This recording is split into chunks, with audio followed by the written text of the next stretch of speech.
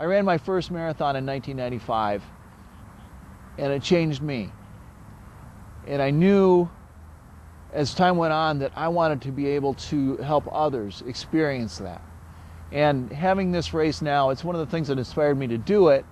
It's one of the things that gives me such joy, and that's one of the reasons I like standing at the finish line, because I see these people at the very end, at that very moment when their life is different. It's been changed. It's never going to be the same again because they've been able to finish a marathon. Now in its 5th year, the Grand Rapids Marathon is recognized as an event for runners from all over the world and of all levels of ability and experience. More importantly, the city of Grand Rapids has embraced the marathon. The Metro Health Grand Rapids Marathon has now become a part of the Grand Rapids calendar. It's an annual event. It's something people in town are looking forward to in the fall. And even our hotels and our restaurants and everything, they know that we're here. They know we're coming into town. Our local TV stations now are picking it up a lot better. We've been on TV a lot of times this week. It's been really a growth year for us because people now are realizing this is a tradition in town. This is not just a new thing. We started out 4 years ago in 2004. We're in our 5th running today, and it's an amazing event, and it's become a tradition here in Grand Rapids. Marathon weekend kicks off the downtown YMCA with packet pickup and a health and fitness expo that allows runners to do some running-related shopping. And these days, running merchandise goes far beyond a pair of shoes. Everything a runner could possibly need is available, from energy gels to specialized socks and outer apparel to, well, maybe a little Christmas cheer. The title sponsor of the marathon is Metro Health, a perfect fit for an event that puts the spotlight on health and well-being. And at the expo, runners can learn more about fitness, overall health, nutrition, and even new training ideas from Metro Health. And while solid local sponsorship is critical, none of this event would happen without an army of volunteers. And it's an army that's continually growing. We started out first year, we had a couple hundred volunteers. Now our volunteer corps has grown to about 750. And it just continues to grow. The people are getting involved in this, and they're excited about it. You can see them just from the looks on their faces that they're excited about being here and helping out with this great event.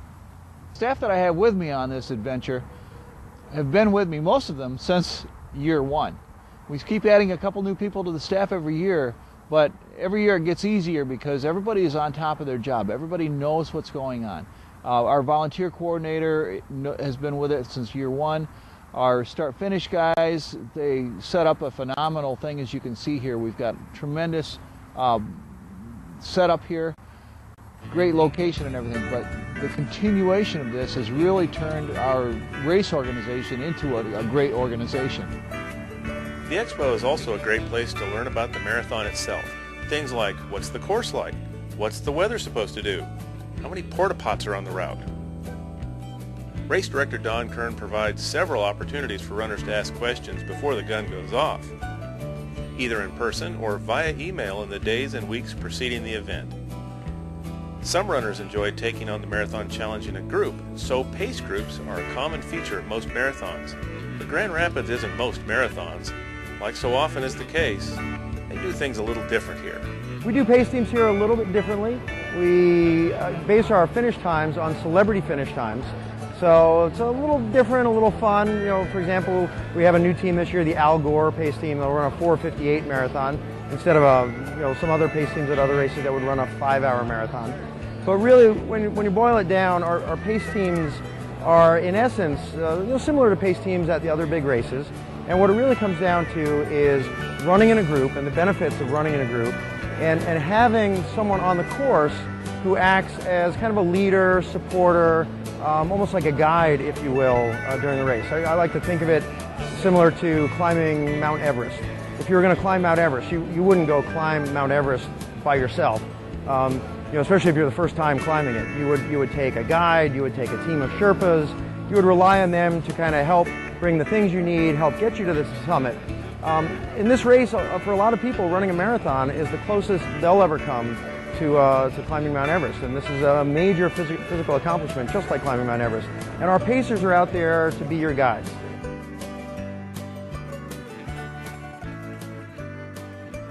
While most runners were taking in the expo and getting registered, One group of runners was getting ready to race today.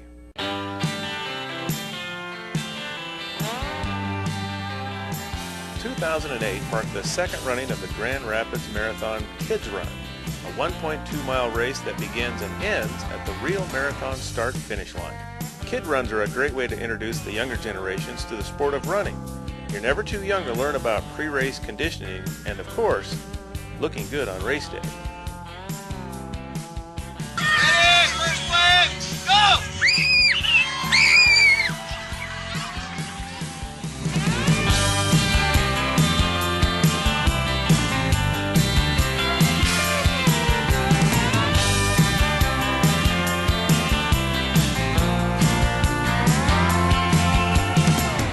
We started out with about 400 kids last year, just by hitting a few of the schools, getting kids excited about coming out, training for 25 miles, except for it's not just the kids.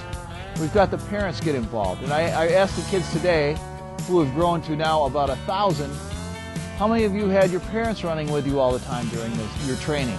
And they're all raising their hand and jumping up, down, and cheering, and because their parents have been out there too. So by involving 1,000 kids, we're involving 2,000 or 3,000 or 4,000 people in this event.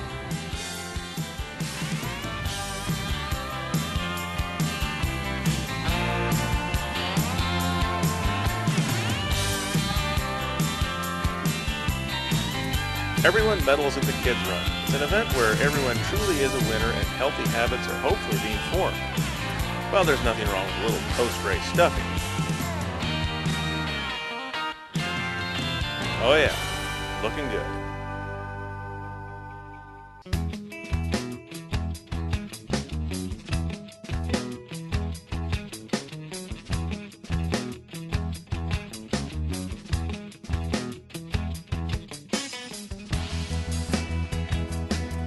The evening ends with a traditional pasta dinner. Habit is a part of marathon training, and eating a meal you're well accustomed to is important the night before a 26.2-mile run. But mainly, like most pasta dinners, the meal offers runners the chance to take a load off. Sit down and tell tales from the road with other runners. And really, who else would believe your stories?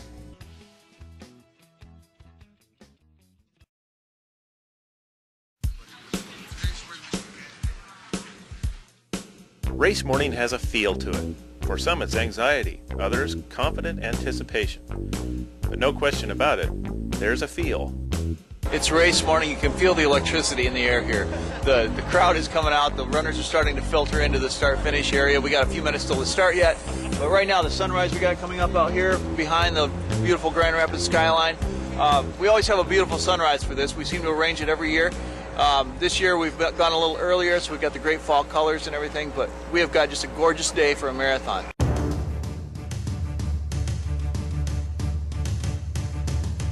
The expo was well organized, packet pickup was great, it was very well run, very smooth, a terrific race experience so far.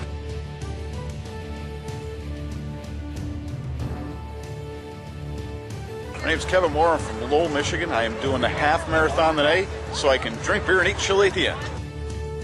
Regardless of anyone's goals or expectations, it was drawing near to the start of the 5th annual Metro Health Grand Rapids Marathon.